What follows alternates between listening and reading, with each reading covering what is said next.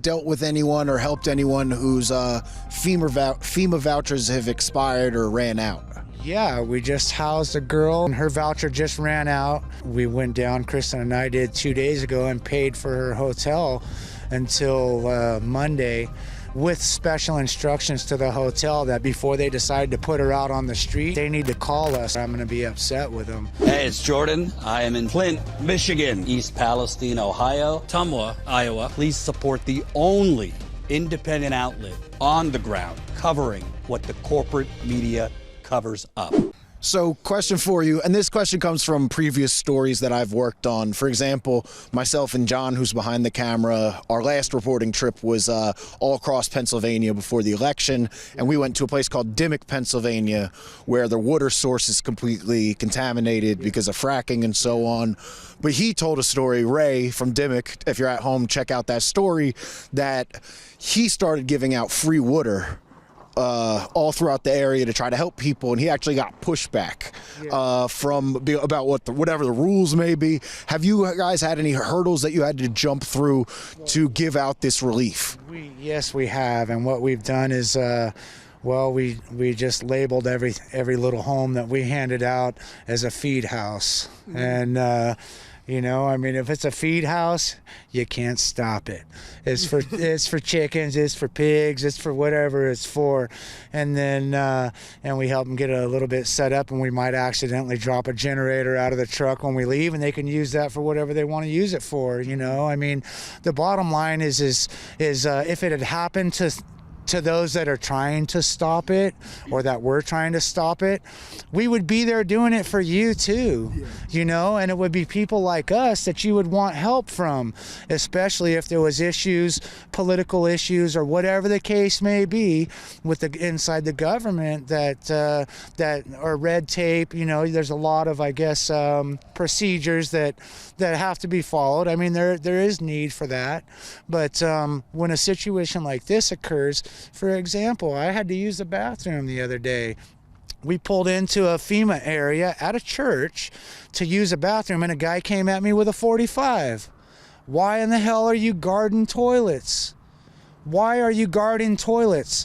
He walked up and asked me, can I help you? And I said, well, I almost told him, yeah, you can wipe my bottom for me in a minute, but I didn't, you know, and excuse me for that, forgive me. You can say wipe my bottom, that's pretty PG. All right, okay. And it's the internet. Yeah, but, and I told him, no, I'm okay, I just need to use the restroom, and he said, no, you can't.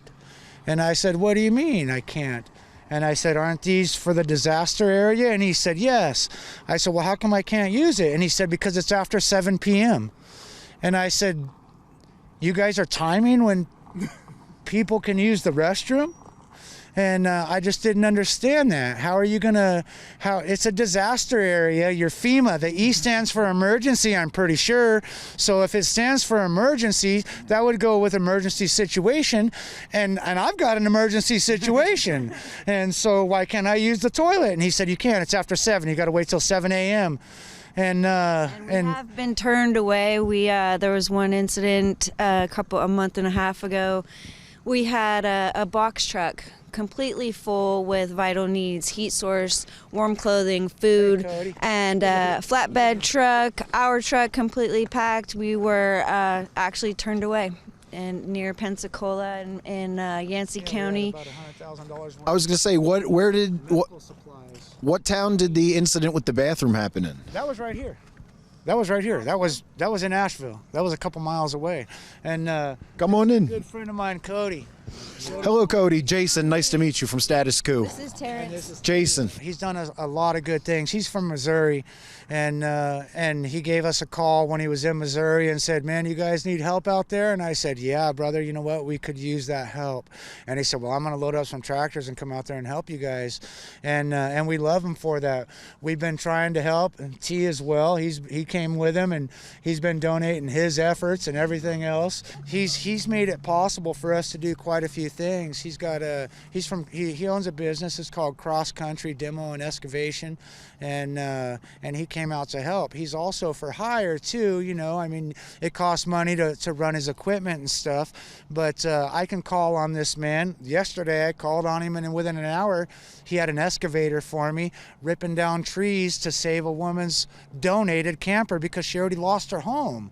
And it's people like that are, and we bless him, and he blesses us back, and it's a good thing. He brought a crew with him. They are all hands on. They jump in so hard and fast, it's not even funny. The stuff that he's offered to do and the stuff that he has done for us, I mean, I love him. I mean, I loved him before this, but I love him for life anyways. He's like my brother, and I might even love him a little bit more than a couple of my brothers, and there's 8 of us, by the way. But I mean, Cody's a good dude, and he's out here trying to help and make a difference too. And they came from Missouri. Yeah, he's helped us. What made you want to come down here? Just the fact that we wanted to come down here and help people out and do different things in life that we've never done before. What are some of the most frequent jobs that you guys have had to do out here? We cleaned the river the other day. Pulled cars across the creek and across the river and Demoed some houses. Metal and stuff out, metal. Yeah, got pulled a lot all of the metal junk out of the river. Trying to recycle stuff just to to help save the environment too, so that it all doesn't just go into one spot and then you got to build a mountain on top of it. I mean, we're both rednecks. All of us are. Even T, and we all love to fish, and we understand the importance of getting the rivers clean. I mean, you're not going to be able to fish these rivers, well, you can fish them, but you ain't going to catch nothing probably for a few years. The important thing, though, is that these folks in the community, especially children, I mean, they're having to drive by these piles of debris. They're having to look at their prized possessions on the corner in mud right there by their house. And these gentlemen are helping preserve their mental anguish. You know what I mean? It needs to be cleaned.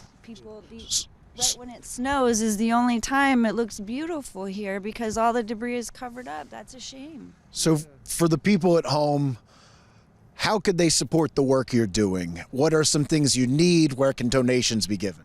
Donations can be given on our site at redneckhousingrelief.com. There's a donation link there. There's other organizations too that you can donate to. Ours, we have full transparency. We film everything. We post totals. We show exactly where your donation is going. And I even reach out to folks a lot of times and ask them where they want their donation to go. We do certain needs things for certain individuals also. So we give you an option of where to put it. I mean, for example, when we did the last heat drive, we stopped accepting donations for anything except for propane.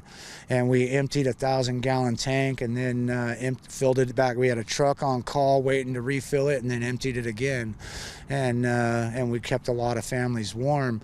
And we're fixing to do it again, I think, in a couple of days. And you guys are welcome to come out and witness that as well.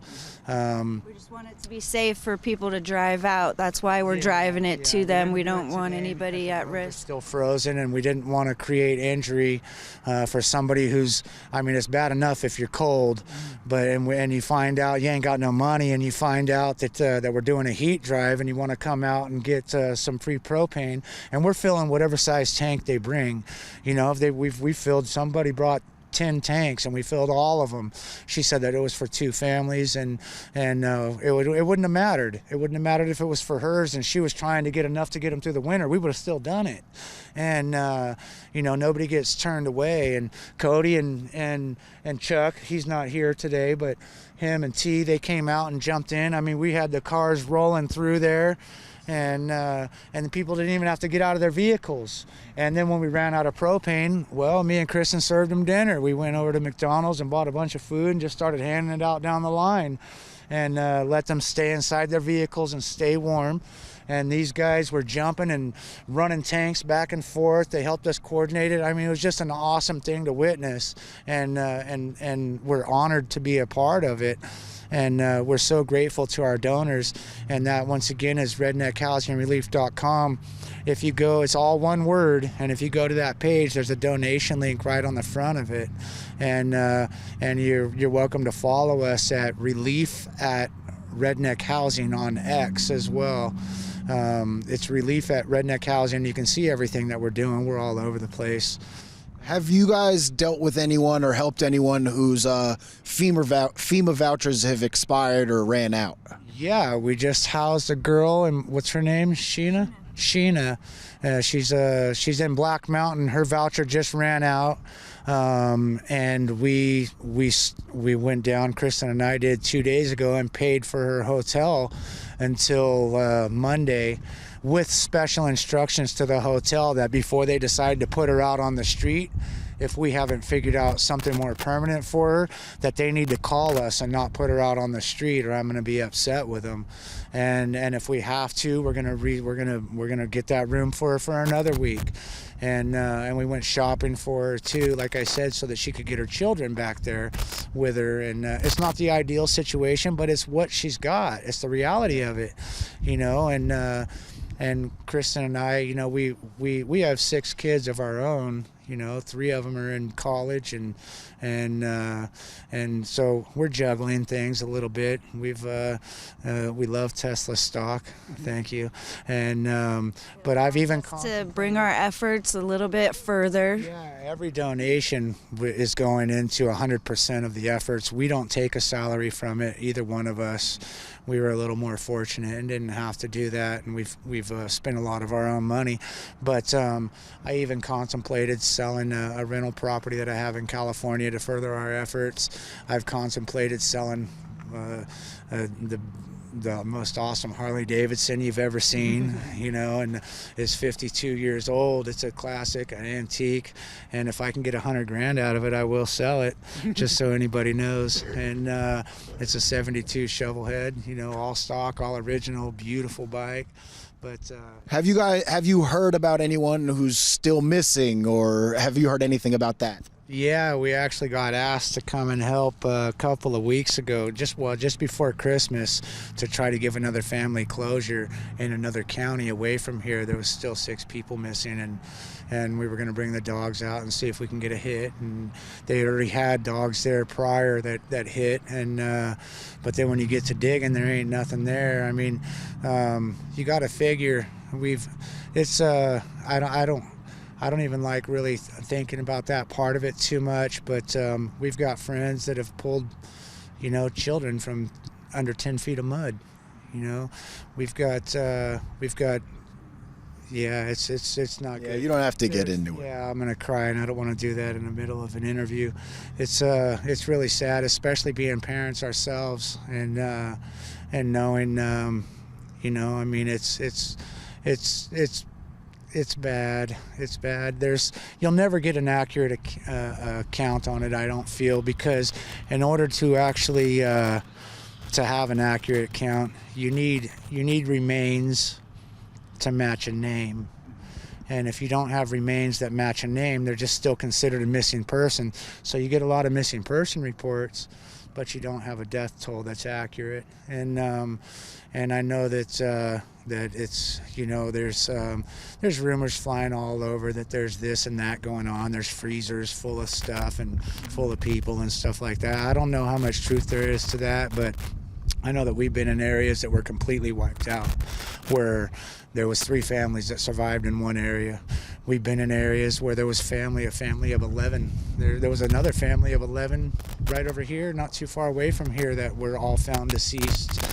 We've encountered people that floated down a river on the top of their house. It took us 6 days to get to this one gentleman with 2 chainsaws running, and I'm good with a saw. I go fast. And it still took us 6 days to get in his driveway, to get him resources. And his neighbor, another gentleman that was there, he lost his home, and it was floating down the river. and by the grace of God, they hit something and it spun them out of the currents. The water level in that area, I believe, was about 40 foot, something like that, and it spun him out of the currents. And he had his children, I think 4 children, on top of the roof. And they were saved by the grace of God, but they had to listen to every single one of their friends go down the river screaming and crying all night long. 3 o'clock in the morning, can't see nothing. He said, you know, he cried. We were with him for 3 days, and he did not stop crying for 3 days. And he said that, you know, I only had 2 hands. I covered my youngest one's ears, and I told the other ones to cover their ears. And he said he felt, why did God save me? Why did God put me through this? Why did this happen? You know, why was there nobody to help? Why did they release the water without proper warning for everybody? Some areas only got 2 minutes, 3 minutes warning.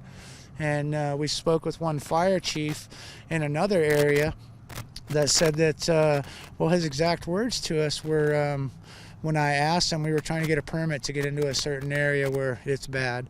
And you have to get a written consent from the fire chief to do that, and then you got to have a police escort, or that's how they were running it then. I don't know about now, but it was bad. And I asked him, you know, what happened here? Did these people get proper warning? Because we were told that there was, you know, a lot of homes, like a couple thousand homes that were along this one stretch of a river. And they were gone. And I'm a contractor, you know, I'm looking for 2x4s. I'm looking for evidence of a home even being there. And I can't even see the 2x4s look like toothpicks. That's the only thing that I can think of. And so you're not going to find them. And the chief said that when I asked him, I said, well, where are, did you manage to get word to everybody? And he said, well, I made it to 3 of them before the wall of water came. And I got them to listen and get out, and then I had to get to higher ground myself, and I said, well, where's all the rest of the people at? And I said, did they get out? And he said, well, some of them might have got out, and the other ones are just gone, you know. And it just breaks your heart to think that, I mean, it's kids, man. There's kids. You got 5 generations in one house getting taken out at one time. You know, that's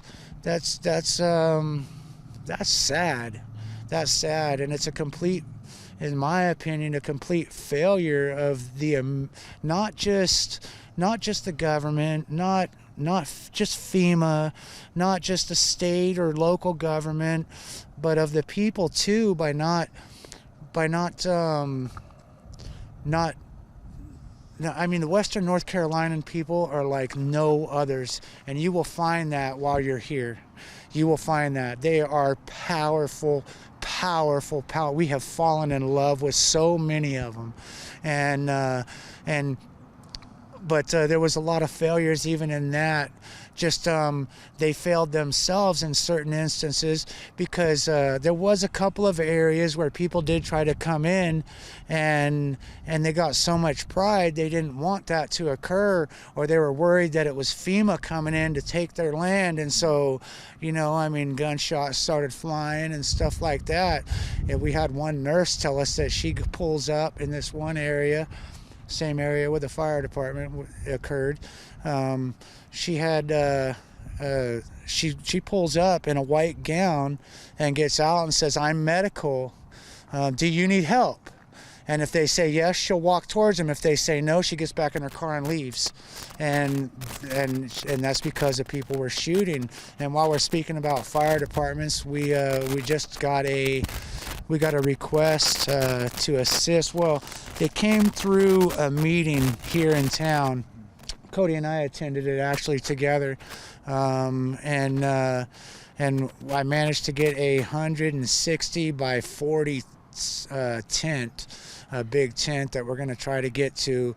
There's a fire department that's been completely washed away, and their trucks are actually in a barn right now, and they're having to try to to run their services out of a barn, and that's not okay. I mean, that's your first responders, and that should have been first responded to, as just the same as anybody else.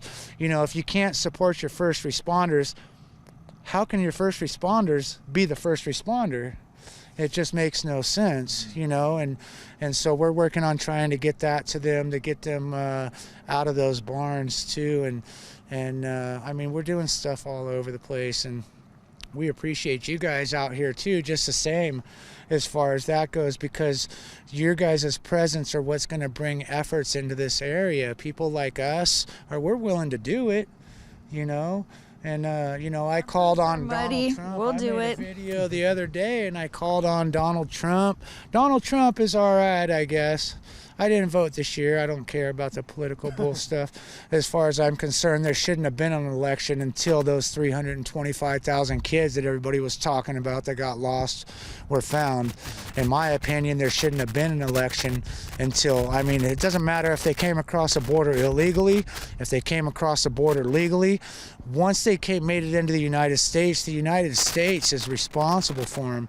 And until every single one of those children was accounted for, I don't think there should have been a rally or whatever you call them, or an election at all that took place.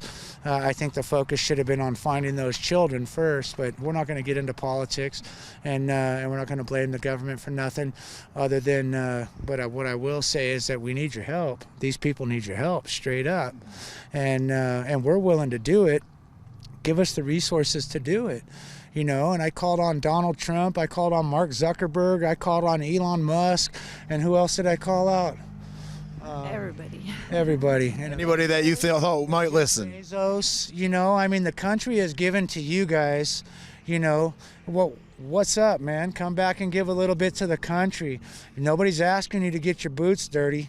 We got boots, we'll get them dirty, but help us help these people. You know, if it wasn't for all of the, and I guarantee you, Mark Zuckerberg, that there is, you know, I mean, there's everybody in I'd say 80% of the people across the nation have used Facebook.